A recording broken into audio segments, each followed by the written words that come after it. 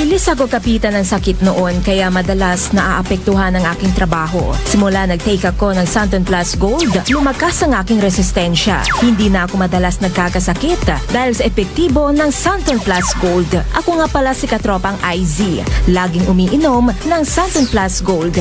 Kaya ano pang hinihintay nyo, katropa? Subukan mo na rin. Mga katropa, exciting dito!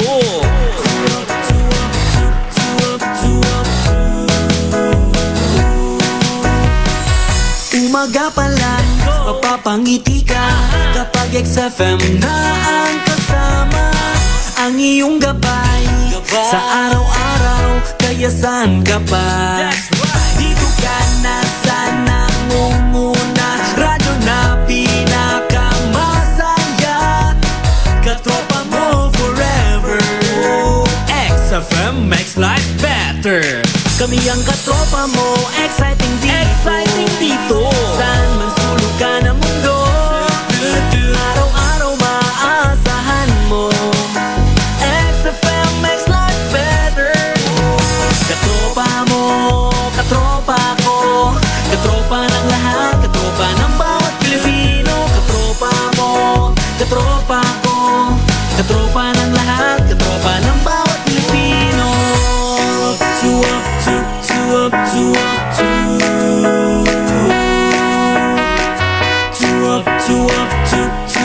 to Exciting!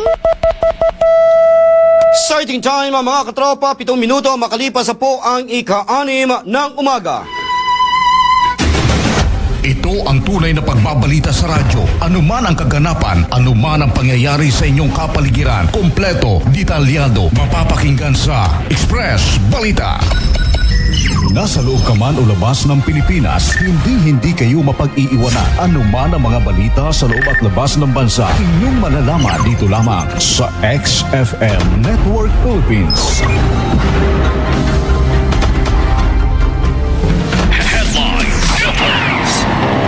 Sa ulo po ng ating pong mga balita, opisina ni Senator Bong Go at Senator Erwin Tulfo nilapitan para sa tulong sa mga nasunugan sa Old Public Market.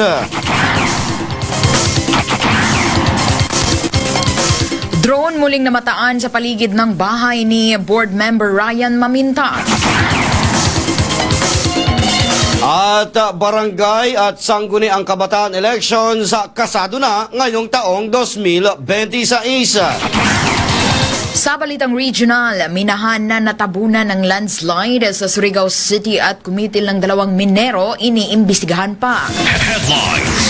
At sa atin naman po nga balita nga national, Senate Ethics Committee, nire-repaso na ang sariling rules para masimulan ang pagdinig laban sa mga inireklamong senador. Sa balitang international, border Shar Tom Human nais na pulungin ang ilang leader ng Minnesota.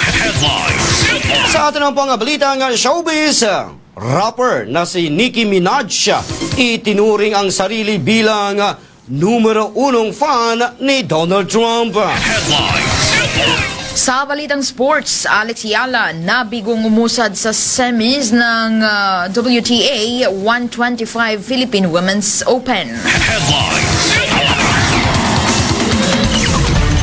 Mabilisan man ang takbo ng bawat minuto, mabilisan man ang takbo ng bawat segundo, hindi kayo mapag-iiwanan ng mga balita.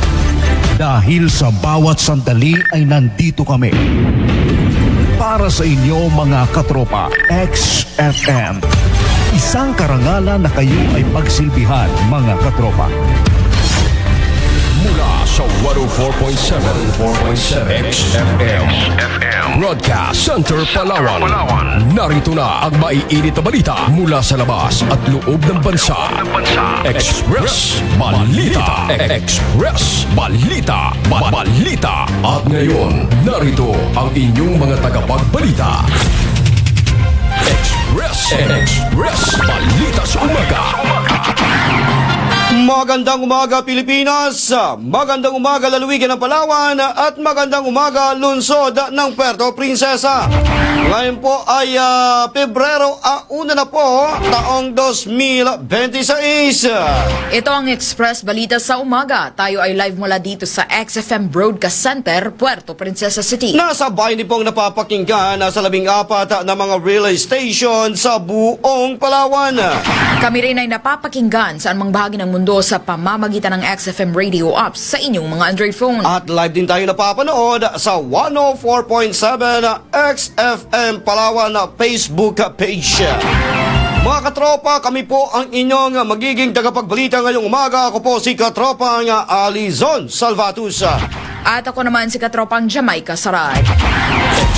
Express Balita sa Umaga. At takuin na po natin ang detalye ng ating pong mga balita. Balitang bukas. Sa balitang lokal, nakipag-ugnayan sa iba't ibang ahensya at opisyal ng pamahalaan si Konsehal Elgin Damasco. Ito'y upang humingi ng tulong para sa mga vendors na nasunugan sa Old Public Market dito po sa lungsod ng Puerto Princesa. Ayon po kay Konsehal Damasco, kinumpirman niya nitong araw ng Bernes na nakipag-ugnayan na siya sa mga tanggapan ni Senator Bongo at ganoon din ni Senator Erwin Tulfo upang alamin ang maaaring maibigay na ayuda at iba pang tulong para sa mga apektadong vendor. Umabot po kasi sa 116 ng naapektuhan ng sunog na nagresulta po sa pagkawala ng kanilang kabuhayan matapos ang malawakang pinsalang tinamo ng kanila pong mga pwesto sa pamilihan. Patuloy naman ang pagkikipag-ugnayan ng lokal na pamahalaan at iba pang ahensya upang matugunan ang agarang pangangailangan ng mga nasunugan habang inihahanda ang mga susunod na hakbang para sa kanilang rehabilitasyon at pagbabalik kabuhayan. Nakipag-ugnayan na ako kay Congressman Hill Cabarangay Jr. Acosta at ngayong araw ay baka makausap Congressman Acosta ang mga nasunugan. Talagang umuwi yung ating minamahal na congressman para makadaw pang palad ang mga biktima ng kalamidad at nangako yung ating butihing congressman na tutulungan niya mga nasunugan at inausap din natin si Senator Bongo. Magpapadala din ng tulong si Senator Bongo, no? At nag-chat din ako kay Senator Erwin Tulfo. Express Balita sa Umaga. Mga kabayan, mga katropa, ang tinig po ni Konsehal Elgin Damasco, ang Vice Chairman po ng Committee on Public Market. At ang balitang inyo pong napakinggan na ba'y handog naman po sa inyo ng Santon Plus Gold. Ito po ay marami na pong natulungan na gumaling sa iba't ibang karamdaman. Dahil po yan sa kanya pong mabibisang sangkap gaya po ng mangosteen, ampalaya, malunggay, garlic at spirulina. Kaya katropa, subukan mo na rin ang pag-inom ng Santon Plus Gold at ito ay mabibili na po sa lahat ng mga butika dito sa lungsod ng Puerto Princesa at buong lalawigan ng Palawan. Express Balita sa Umaga. Balitang bukas. Samantala, ipinahayag ni Konsehal Elgin Damasco na may umiiral na National Building Code na dapat isaalang-alang kaya iminungkahi niyang humanap na lamang ang pamahalaang lungsod ng alternatibong pwesto para sa mga vendor na nasunugan sa Old Public Market. Ayon kay Konsehal Damasco, napakadelikado kung ibabalik pa ang mga apektadong manininda sa lumang pamilihan upang muling makapagtinda, lalo na matapos ang naganap na sunog. Kaugnay nito, sinabi ng konsehal na isa sa kanyang ihahain sa sesyon ng Sangguniang Panlungsod ay ang kahilingang mabigyan ang mga nasunugang vendor ng temporary relocation upang makapagsimula muli ng kanilang hanap buhay, gayon din ng paunang financial assistance.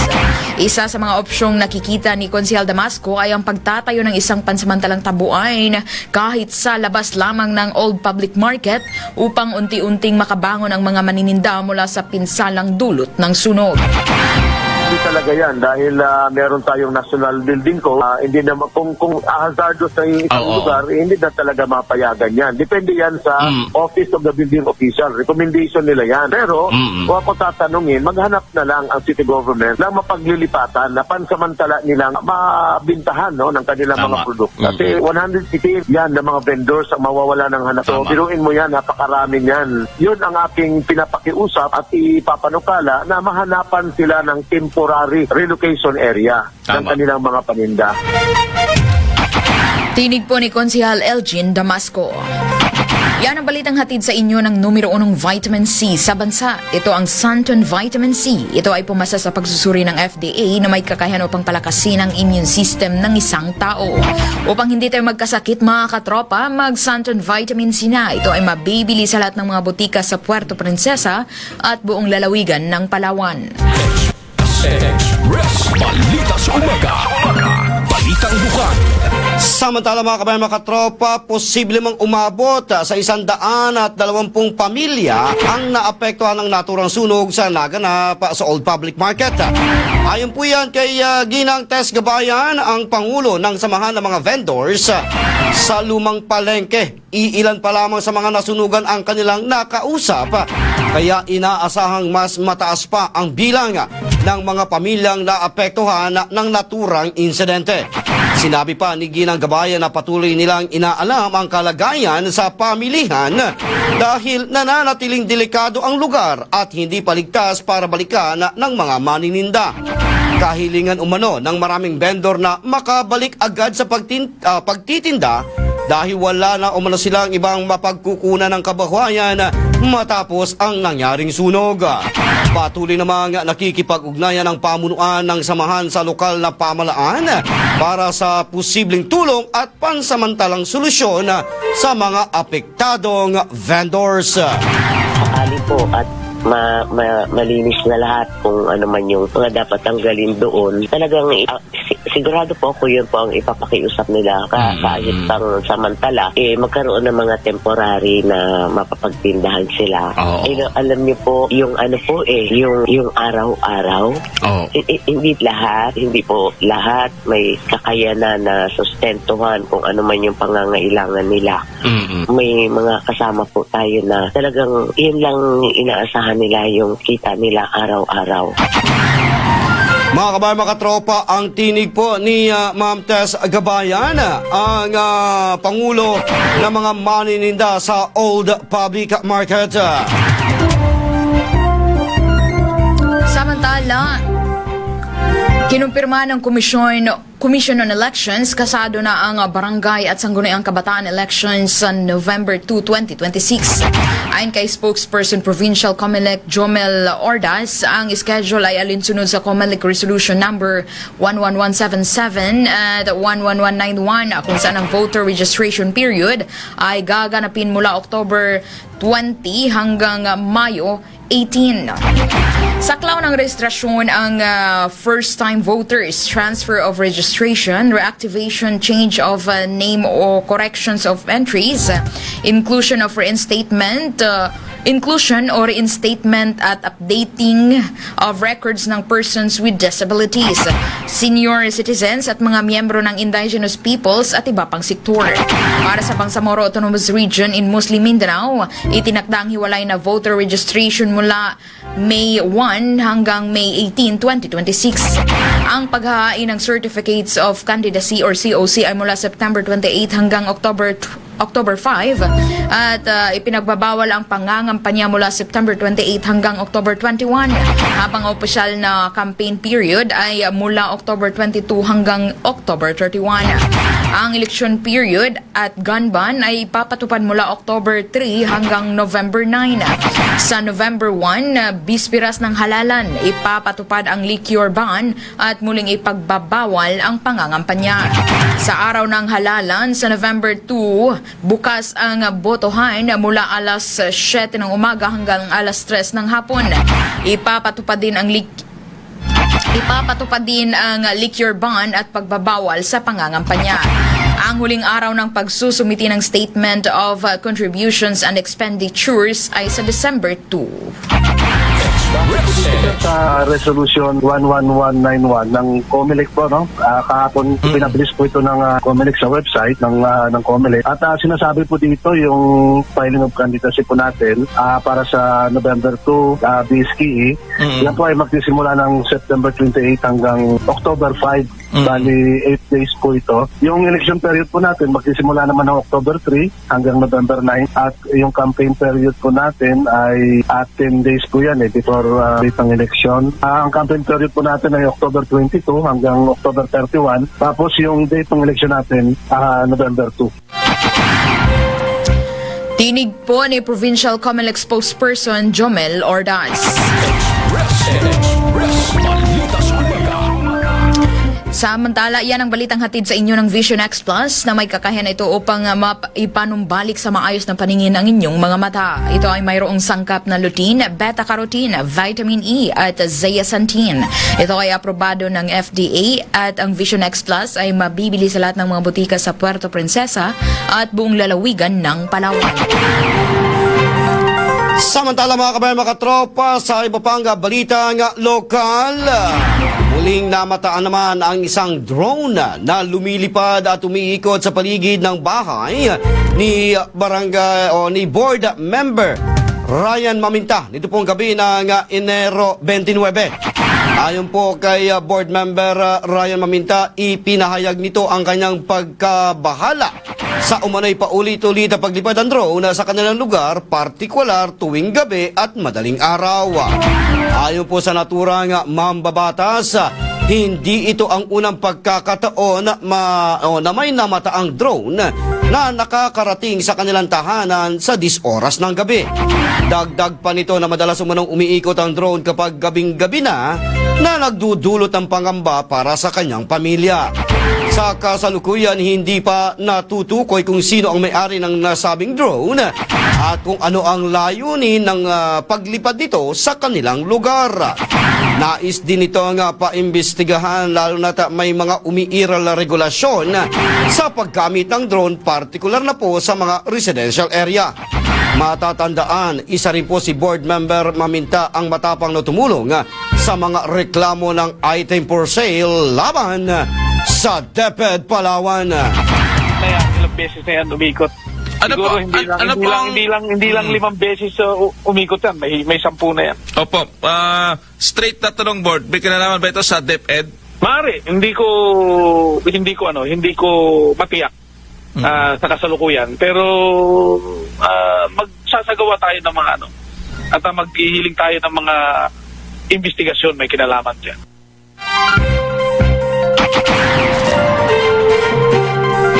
Ang tinig po ni board member Ryan Maminta. Samantala mga kabayan, mga katropa, oras po natin 6:23 na po ng umaga. 19 na dayuhang turista at 7 na crew na iligtas mula sa lumubog na expedition boat sa karagatan ng Linampakan, Palawan. Katropa natin sa balita, Belia Mucha.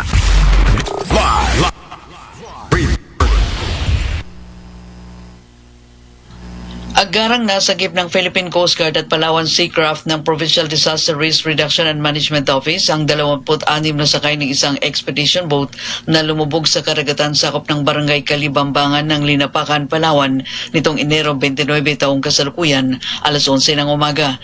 Ayon sa ulat, bumiyahe di umano ang nasabing bangka mula sa Dipnay, Barangay San Fernando Port ng El Nido, Palawan patungong Linampakan. Subalit pagdating sa lugar pinangyarihan, sinalubong sila ng malakas na hangin dulot ng amihan. Dito na nasira ang outrigger ng bangka at nawalan sila ng balanse hanggang sa tuluyang lumubog ito. Agad namang rumesponde ang mga kinaukulan at nagsagawa ng search and rescue operation at matagumpay na nailigtas ang 26 na sakay ng nasabing bangka. Wala namang naiulat na nasaktan sa nasabing insidente. Samantala, nagpaalala ang Philippine Coast Guard at PDRRMO sa mga operator ng mga bangka na maging mapagmatsyag sa lagay ng panahon at siguraduhing maayos ang kanilang bangka bago pa man pumalaot upang masiguro ang maayos at ligtas na pagbibiyahe sa karagatan. At yan ang balitatid sa inyo ng Santon Plus Coffee Mix na kapag kape ka na, ginagamot ka pa.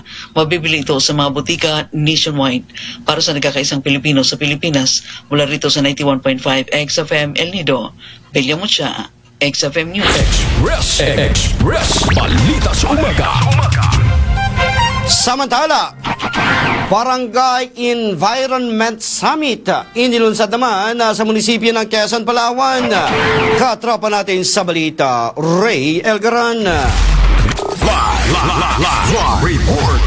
Inilunsad kamakailan ng Metro Quezon, DILG, Palawan Council for Sustainable Development Staff at iba pa ang Barangay Environment Summit para sa taong 2026 na ito nilaukan naman ng 14 na mga barangay sa munisipyo na kung saan ayon naman sa inilabas na pahayag ng Metro na ang layunin umano ng naturang aktibidad ay para iorienta ang mga kalahok tungkol sa wastong pamamahala sa mga basura na ito yung umiiral sa regulasyon at alintuntunin ng batas na nauukol sa solid waste management. Samantala, patuloy naman ang paghihikayat ng pamahalaan sa mga kasunyan na maging responsable sa mga basura para sa malinis at malusog na kapaligiran. Yan ang balita atin sa inyo ng isang masarap na kape. Hindi lang basta kape dahil ito mayroong mga sangkap na magkakatulong sa pagpapalakas ng ating katawan. Ito ay sa Santol Plus Coffee Mix na kapag kape ka na, gamot ka pa. Mabibili ito sa lahat ng mga butika malapit sa inyong mga lugar nationwide para sa kakaisang Pilipino sa Pilipinas. Mula rito sa 93.6 Quezon, Palawan, Real Garan XFM News. Samantala, isang saltwater crocodile sa barangay Kanipaan lagi mo nang tumatambay sa bukana ng Kanipaan River. Katropa natin sa balita, Dennis Chua. Report. Muli na namang namataan ng isang residente sa sitio proper 2 sa bukana ng Kanipaan River sa bayan ng Rizal ang isang saltwater crocodile nitong araw ng Biyernes, January 30, 2026. Ayon na rin kay Bin Casano, uploader ng video, mahigit 4 hanggang 5 oras umanong tumatambay ang buhaya sa bukana ng Kanipaan River pasado alas 3 ng hapon. Hindi na rin umano sila ng ahas na tumawid sa kabilang ilog at lapitan ng buhaya dahil na rin sa mga panganib at may kalakihan ito. Lagi rin umanong namamataan ang saltwater crocodile sa lugar lalo na kapag haling tapanta. Tinatayang may haba na 2 dipa ang buhaya na katumbas ng 11 talampakan. Samantala, matatanda ang Kanipaan River sa bayan ng Rizal ay natural habitat na ng mga buhaya matapos na rin suriin ito ng Philippine Croc nitong nakalipas na taon. Iyan ang balita hatid sa inyo ng Santon Sopa. May kakayahang paputin ng inyong mga balata. Ito ay dahil sa mga taglay nitong sangkapa. Santon Sopa, mabibili ito sa lahat ng butika malapit sa inyong mga lugar nationwide para sa nagkakaisang Pilipino sa Pilipinas. Mula sa 103.5 Rizal, Palawan, Dennis Chua, XFM News. Express. Balita sa umaga.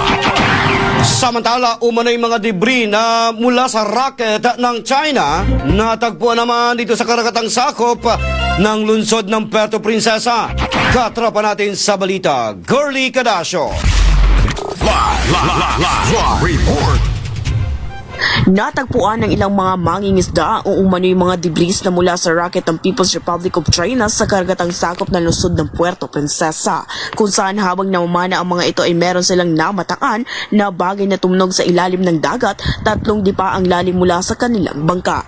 Nang tingnan ng mga mangingisda ay mga metal na wasak-wasak at pinaghihinalaan nilang debris mula sa rocket ng China. Sa pag-aakala namang merong mapagkakakitaan sa mga bakal ay agad na itong inihaon sa dagat at sinakay sa bangka at dinala sa fishport ng Baywalk Bay. Ngunit napagtanto ng mga mangisda na posible itong debris kaya agad na nagtawag ng mga otoridad para sa proper disposition. Nababahala naman ng ilan dahil mabigat ang mga nakuhang metal na kung tatamaan ito ang isang tao ay tiyak na masusugatan at masasaktan. Yan ang balitang atin sa inyo na isang masarap na kape, hindi lang basta kape dahil ito'y merong mga sakap na makakatulong sa pagpapalakas ng ating katawan. Ito ang Santon Plus Coffee Mix na kapag kape ka na, ginamot ka pa. Para sa nagkakaisang Pilipino sa Pilipinas, mula rito sa XFM Puerto Princesa, Girly Cadasio, XFM News. Samantala mga kabayan, mga tropa, ang ating pong tamang oras, ganap na pong alas 6:30 na po ng umaga. Magbabalik pa rin po ang Express Balita pagkalipas lamang po ng ilang paalaala. Mula sa sulok na probinsya ng bansa sa Southern Tagalog, ito ang XFM Palawan. 104.7 XFM Puerto Princesa City, 105.6 XFM Nara, 93.5 XFM Brooks Point, 91.8 XFM Bataraza, 91.6 XFM Quezon, 103.5 XFM Rizal, 97.9 XFM Cuyo, 103.5 XFM San Vicente, 89.9 XFM Coron, 91.5 XFM El Nido. Katuwang ang mga WOW FM stations sa lalawigan, 97.1 Rojas, 98.5 Abarwan, 97.9 Karamay at 98.5 Liminangkong. Yan ang mga himpilan ng XFM sa Palawan. Mas pinalakas, mas komprehensibo sa komentaryo at pagbabalita. Una sa pagsiservisyo sa publiko. Ito ang XFM Palawan. Laging constipated? Bakit di mo subukan mag-Santon Plus Gold? May taglay na Anthraquinones. Kilala bilang mahusay na panlaban sa anumang uri ng digestive problems. Santon Plus Gold. Mas pinalakas, mas pinahusay. Santon Plus Gold. Mabibili sa inyong mga suking butika. Ang gusto ko sa kape, di lang puro tapang. Dapat sakto lang. Parang Santon Plus Coffee Mix. Di lang masarap, may health benefits pa. Kaya, dito na tayo sa Santon Plus Coffee Mix. May kape ka na, may gamot ka pa. Santon Plus Coffee Mix. Mabibili sa mga butika. Santon Gold Coffee Mix. Ako si Malisang teacher. Sabi nila, okay sa joints ang collagen. Ang Santon Gold Coffee Mix ay may collagen. Masubukan nga. Totoo. Nabawasan nga ang joint discomfort ko. At sa lasa ng kape, panalo. Santon Gold Coffee Mix. Nagkape ka na, lalakas at gaganda ka pa. Mabibili sa mga butika. Ha! May pimples na naman ako! No worries, I got you. Blackheads, whiteheads, may itim na batok at singit, clear skin ang sagot sa ating sumpa sa katawan. I'm DJ Girlicious, clear skin user.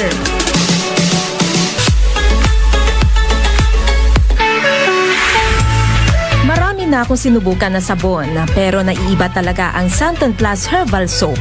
Napansin ko na pumuti at kuminis na ang aking balata dahil yan sa tulong ng Santon Plus Herbal Soap. Ako si katropang IZ, araw-araw gumagamit ng Santon Plus Herbal Soap.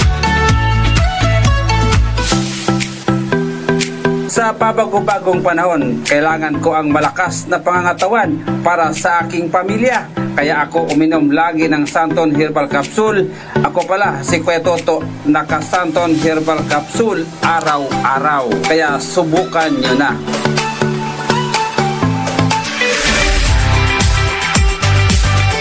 Napakahirap kapag ang isang tao ay mayroong diabetes. Katulad ko, ang daming bawal na mga pagkain, inumin, at maging ang aking mga ginagawa ay limitado. Kaya para mapangalagaan ang aking katawan, ay lagi akong umiinom ng Santon Plus Herbal Tea. Dahil sa isa sa mga sangkap nito, ang cinnamon bark na ginagamit bilang traditional medicine laban sa diabetes. Ako po si Kuya Natoy ng Barangay Siksikan, laging umiinom ng Santon Plus Herbal Tea.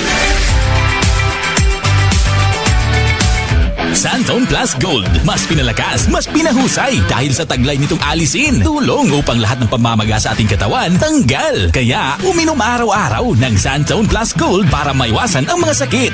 Santon Plus Gold. Mabibili sa mga butika. Mga katropa, exciting dito!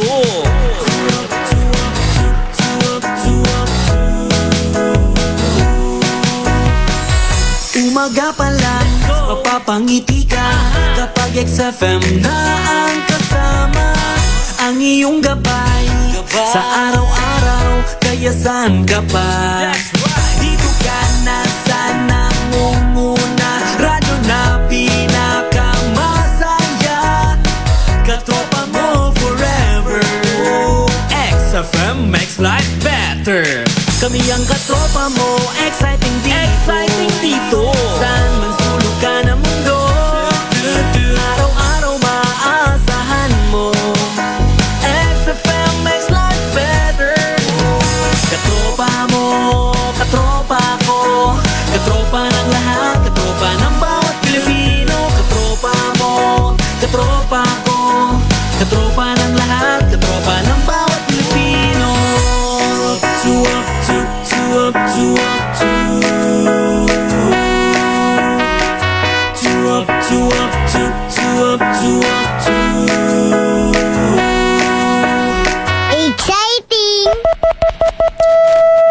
Starting time mga katropa, 35 minutos. Makalipas na po ang alas 6 ng umaga. Express Balita sa Umaga. Sa pagpapatuloy po ng ating pong mga balita, karagdagang balitang lokal, balikan po natin ang ating pong mga kasamahang mga field reporters. Endangered species ng unggoya nasagip ng PCST sa bayan ng El Nido, Palawan. Katropa natin sa balita, Belia Mucha. Live report. Nakuha ng mga tauhan ng Palawan Council for Sustainable Development o PCSD ang isang endangered species na unggoy na iligal na inalagaan ng isang residente ng Nakpan Beach ng Barangay Bukana, El Nido, Palawan nitong Enero 28 taong kasalukuyan. Base sa informasyon, ang nasabing matsing ay inalagaan di umano ng isang taga-Antipolo na kamakailan lamang naninirahan sa nasabing lugar. Habang inamin nito na binili lamang niya ang unggoy sa halagang 1,000 pesos mula sa isang security guard. Wala itong maipakitang legal na dokumento sa pag-aari ng nasabing wildlife. Naharap ito ngayon sa kasong paglabag ng RA 9147 o ang Wildlife Resources Conservation and Protection Act na nagbabawal ng pagkuha, pangangalaga o pagbebenta ng wildlife na walang pahintulot. Alinsunod sa PCSD Resolution number 23-967, kabilang ang mga unggoy sa listahan ng mga endangered species. Nakatakdang ilipat sa Palawan Wildlife Rescue and Conservation Center ang nasabing matsing at isa ilalim sa pagsusuri, pangangalaga at rehabilitasyon bago pa man ito ibalik sa natural na tirahan nito. At yan ang balitatin sa inyo ng Santon Plus Coffee Mix na kapag kape ka na, ginagamot ka pa, mabibili ito sa mga butika nationwide.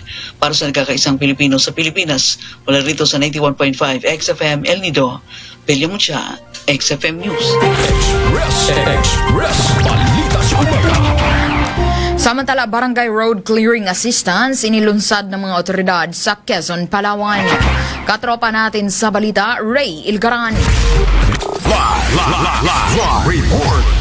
Inilunsad kamakailan ng Bureau of Fire Protection, Quezon Municipal Police Station, Coast Guard Substation at iba pa ang Barangay Road Clearing Assistant sa Barangay Panitian, Quezon, Palawan na kung saan sa pag-iikot ng mga otoridad kasama ang ilang mga barangay official ay nakita kaagad rito ang ilang mga grabang nakatambak sa gilid ng daanan na mariin-ring pinag-uutos na tanggalin dahil maaaring makasama sa ilang dumaraang motorista. Samantala ang layunin umano ng naturang aktibidad ay para mapanatili ang kayusad at kaligtasan ng mga residente sa lugar. Kaugnay nito dahil sa ganang hakbang na ito na ganaukulan ng Quezon ay humagot naman ng iba't ibang reaksyon mula sa publiko at nagkaroon ng positibong komento. Yan ang balita atin sa inyo ng isang masarap na kape. Hindi lang basta kape dahil ito mayroong mga sangkap na makakatulong sa pagpapalakas ng ating katawan. Ito ay Santon Plus Coffee Mix na kapag kape ka na, ginagamot ka pa. Mabibili ito sa lahat ng mga butika malapit sa inyong mga lugar nationwide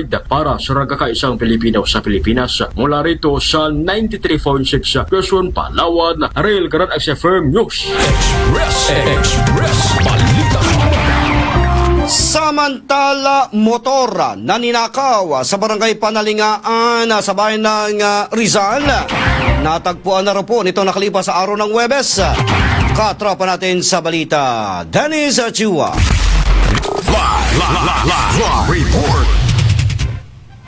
Maswerteng nakita ng isang residente ng Barangay Latod sa bayan ng Rizal, Palawan ng isang motorsiklong nawawala nitong araw ng Huwebes at nakita naman itong araw ng Biyernes, January 30, 2026 na tinakpan ng mga dahon ng saging. Ayon sa post ng isang concerned citizen, nakita niyo mano ang motorsiklo sa bukid ng Sitio Kamantian, Barangay Latod kung saan ay nakakapagtaka umano na may isang motor na nakapasok sa naturang lugar. Agad niya naman itong ipinaabot sa kinaukulan at pinost sa social media upang malaman kung sino ang nagmamay-ari ng motorsiklo. Doon ay napagalamang ang motor na ito na kanyang nakita sa bukid ay pagmamay-ari ng isang residente ng Barangay Panalingaan. Isang araw na rin naman nung nawawala ang motorsiklo matapos na nakawin sa nasabing barangay nitong araw ng Huwebes. Samantala, paalala ng mga otoridad na huwag basta-basta mag-iiwan ng motor sa tabing kalsada kasama ang susi at ugaliin ring ilak bago umalis upang maiwasan ang mabiktima ng magnanakaw na siyang talamak na nangyayari sa bayan ng Rizal.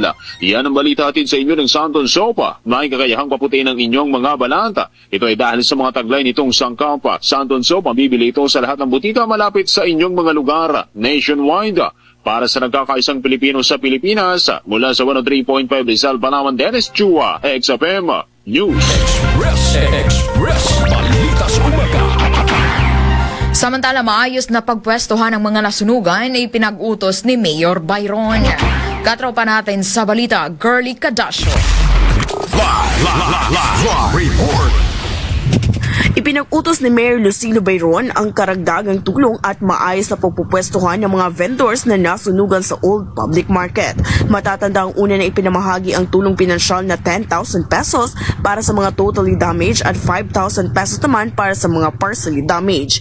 Habang nagkaroon naman ng dialogo kung saan pansamantala munang ilalagay ang mga naapektohang vendor sa loob at paligid na rin ng Old Public Market. Ayon kay Market Manager Engineer Irene Lagrada, ang mga nagtitinda ng prutas at gulay, greens, groceries ay ilalagay sa open space area na matatagpuan pa rin sa Old Public Market Complex. Ang mga nagbebenta naman ng handicrafts, general merchandise at dry goods ay ilalagay sa second floor ng Old Market, habang ang mga repair shop ay ililipat naman sa Building 5 na nasa Old Public Market pa rin. Sa kasalukuyan ay sinasagawa na ang pagsusukat ng mga pwesto at matapos nito ay maaari na magsimula ang mag-ayos ng kani-kanilang tindahan ang mga vendors. Yan ang balitang hatid sa inyo na isang masarap na kape, hindi lang basta kape dahil ito'y merong mga sakap na magkakatulong sa pagpapalakas ng ating katawan. Ito ang Santol Plus Coffee Mix na kapag kape ka na, ginamot ka pa. Para sa nagkakasang Pilipino sa Pilipinas, mula rito sa XFM Puerto Princesa, Girly Cadasio, XFM News. Express Balita sa Umaga. Samantala sa oras sa 42 minutos, makalipas sa po ang ika-6 ng umaga. Sa atin ang po mga balita regional. 6 na NPA kusang sumuko sa Camarines Sur at Norte. Katropa natin sa balita, Bem Conde. Live report. 6 na miyembro ng New People's Army ang kusang sumuko sa pamalangan sa mga lalawigan ng Camarines Sur at Camarines Norte nitong mga nakaraang araw. Ayon kay Major Frank Roldan, tagapagsalita ng 90th Infantry Division ng Philippine Army, kabilang sa mga sumuko ang 7 buwang buntis na medikal na opisyal ng NPA na kinilala sa alias na Laika na nagbalik loob sa pamalangan sa Camarines Sur noong Martes. Siya ay kasalukuyang tumatanggap ng psychosocial na suporta pati tulong para sa kanyang pagbabalik sa normal na pamumuhay.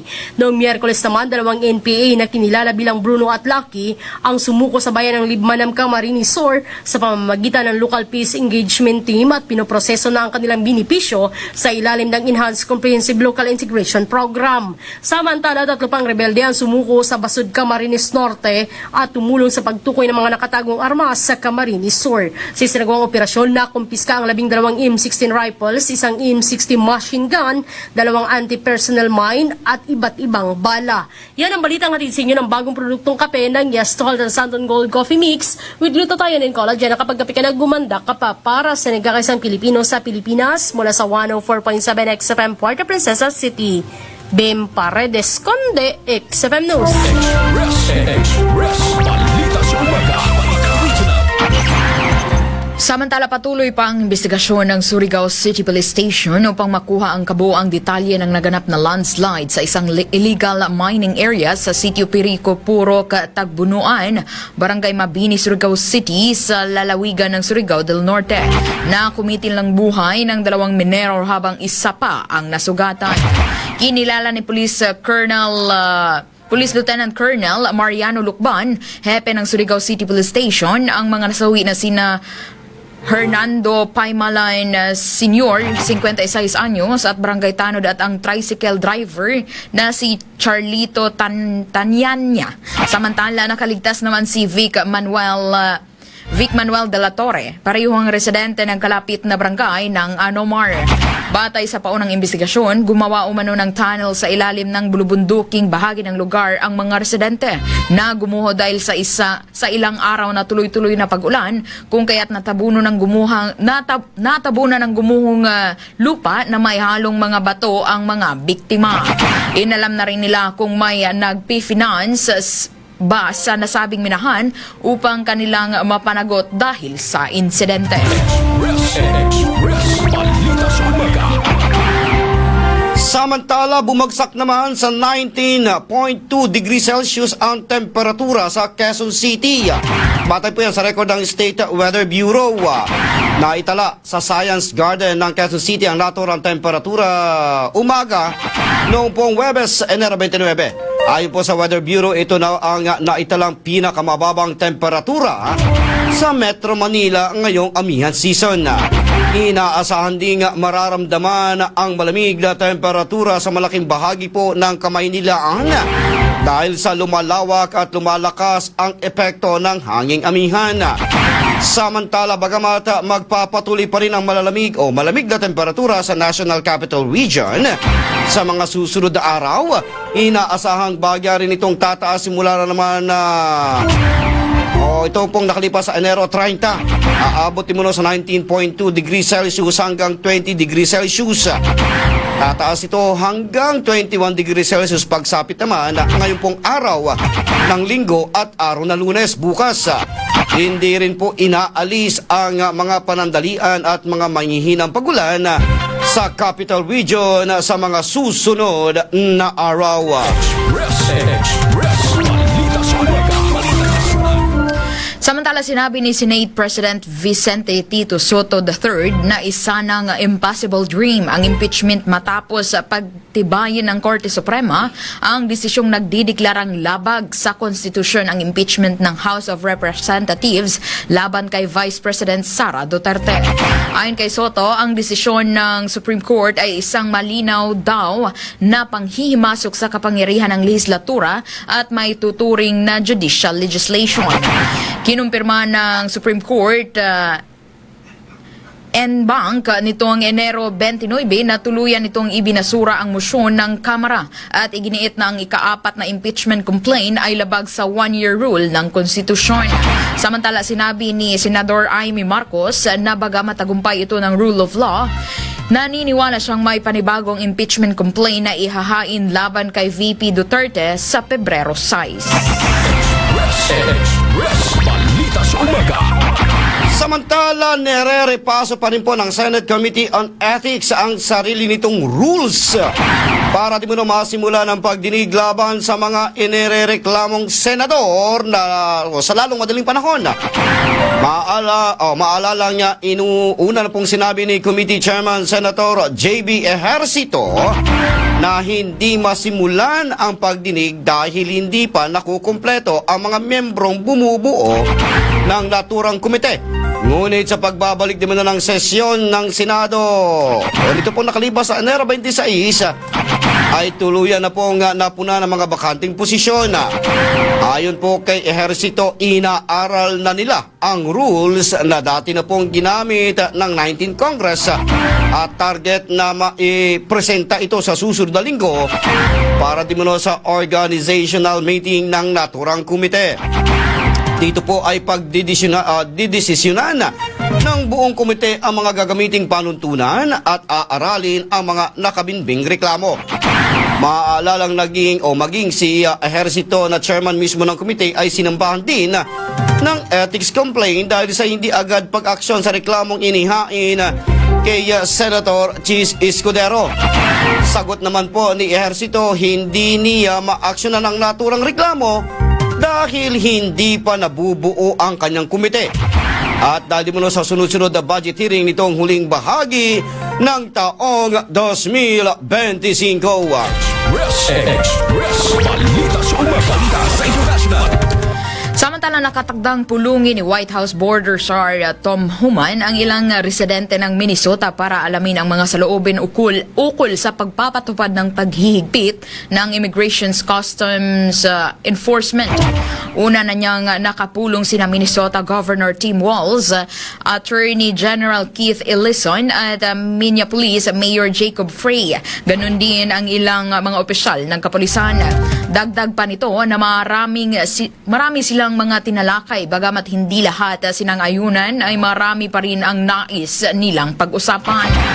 Hinamon nito ang mga kontra sa ipinapatupad na paghihigpit ng mga ICA agents na dalhin sa Kongreso ang kanilang hinaing para magbago ang batas. Balita sa umaga. Samantala, ilang mga kasunduan ang natalakay naman sa pagbisita ni British Prime Minister Keir Starmer sa China. Personal itong nakipagpulong kay Chinese President Xi Jinping kung saan ilan sa mga napagkasunduan ay ang pagpayag sa mga British citizens na bumiyahe sa bansang China sa loob ng 30 araw nang walang bisa. Kasama rin dito ang pagbabawas ng buwis sa mga whiskey ng United Kingdom mula sa dating 10% ay gagawin na lamang itong 5%. Nais kasi ng British government na mapalakas ang kanilang economic ties sa bansang China. Si Starmer lamang ang unang British leaders na bumisita sa China sa loob ng 8 taon. Samantala mga kabayan, mga katropa, 9 na minuto bago sumapit ang ika-7 ng umaga. Dakuin muna natin ang magiging taya ng panahon ngayong araw po ng linggo at live mula sa DOST Pag-asa. Magandang umaga po sa ating lahat. Ito po ang ating latest weather update ngayong linggo, unang araw ng Pebrero 2026. At dahil February 2026 na nga, alamin muna natin, meron kaya tayong inaasahan na bagyo ngayong buwan. Base po sa ating forecast, posible po na wala o isang bagyo ang ating posibleng mabuo dito po sa loob ng ating area of responsibility.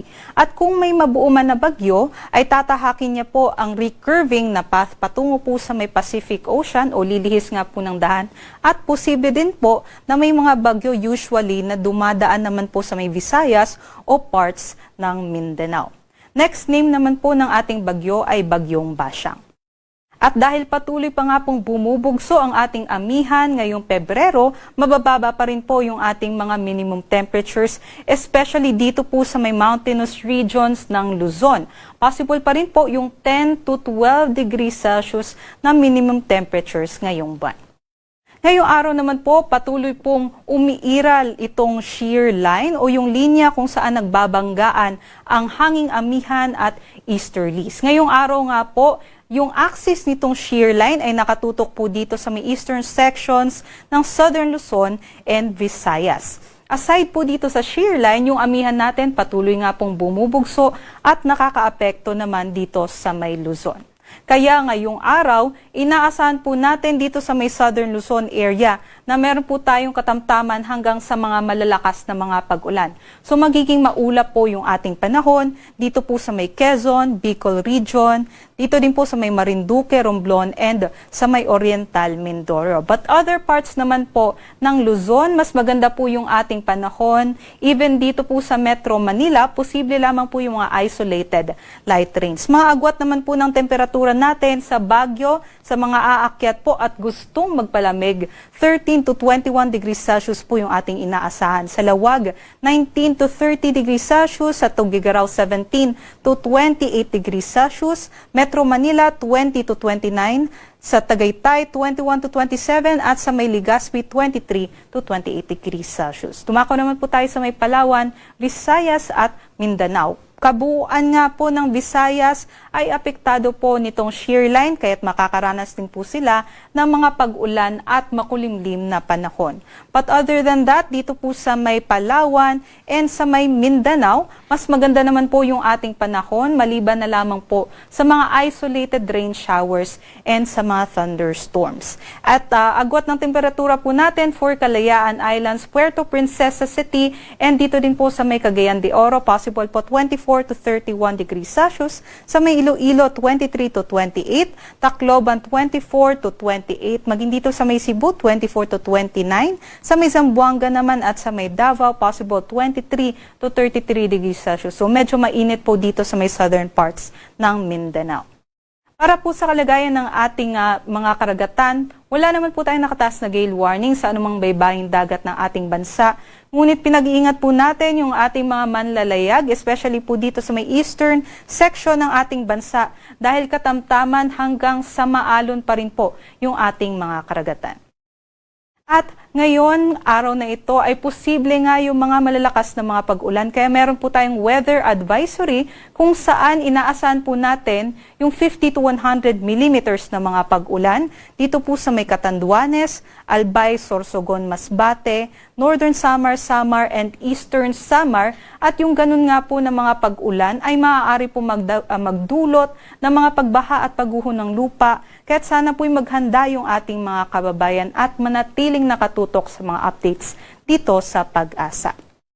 Next week, meron kaya tayong magiging bagyo? Possible po na may posible po or potential na low pressure area na mabuo sa loob ng ating area of responsibility at maaari po itong pumasok na ating area of responsibility by Tuesday.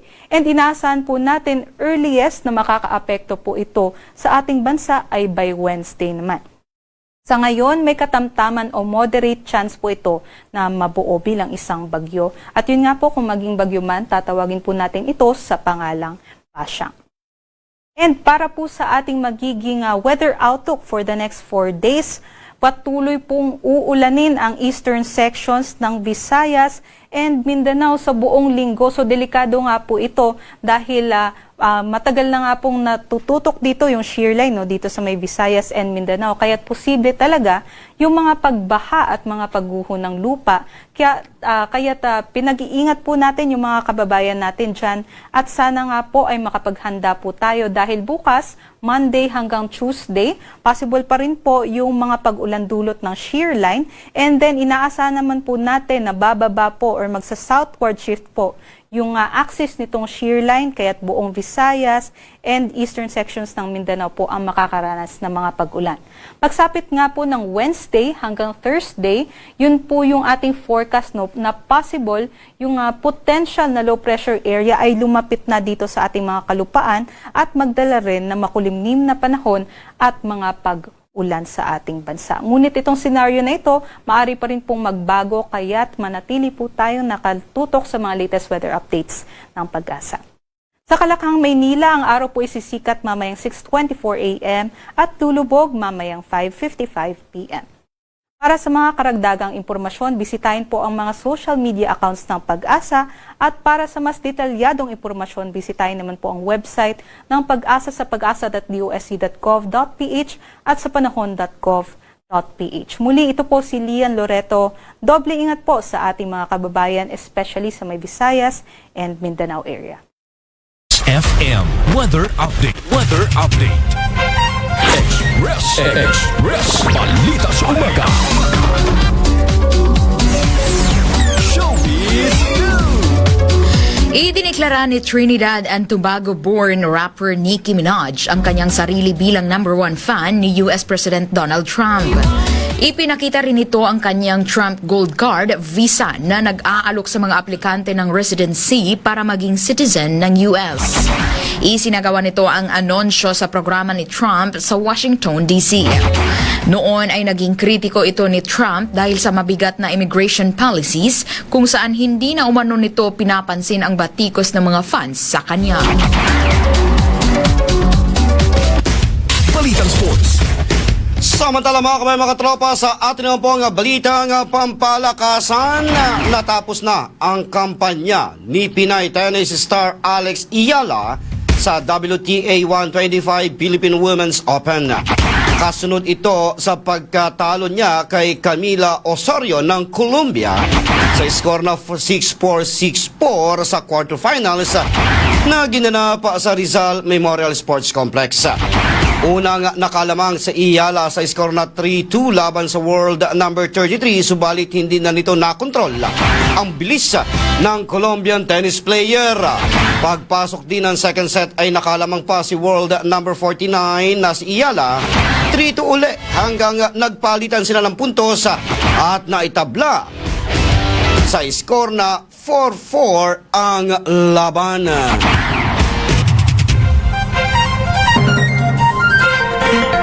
Mga kababayan, mga katropa, ang ating pong tamang oras, ganap na pong alas 6:59 na po ng umaga. At inyo na pong narinig ang mga balita nga nakalap ng buong persa ng XFM Network Philippines. Live mula dito sa XFM Broadcast Center, Puerto Princesa City. Nasa bayan pong napapakinggan sa 14 na mga relay station sa buong lalawigan ng Palawan. Napapakinggan rin saan mang sulok ng mundo sa pamamagitan ng XFM radio app sa inyong mga Android phone. At live din tayo napapanood sa 104.7 XFM Palawan Facebook page.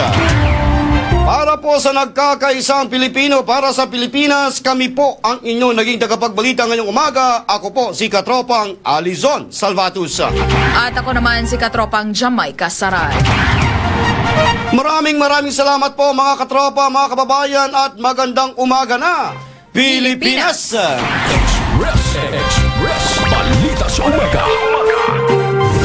Mula sa sulok na probinsya ng bansa sa Southern Tagalog, ito ang XFM Palawan. 104.7 XFM Puerto Princesa City, 105.